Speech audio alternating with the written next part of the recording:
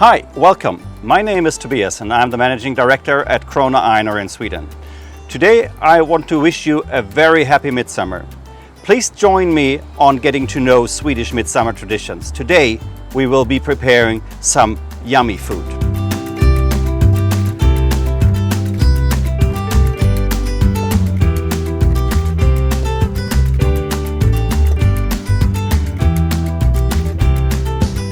Då hackar vi lite till.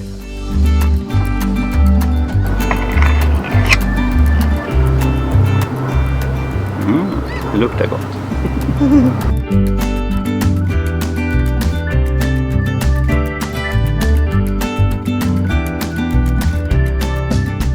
Of course, any Swedish midsummer dinner requires some schnapps.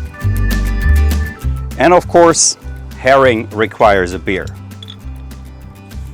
När temperaturen är hög ut i kroppen närmare. Skål!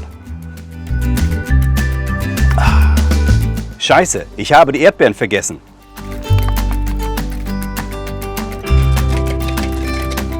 Det är gott med grädde.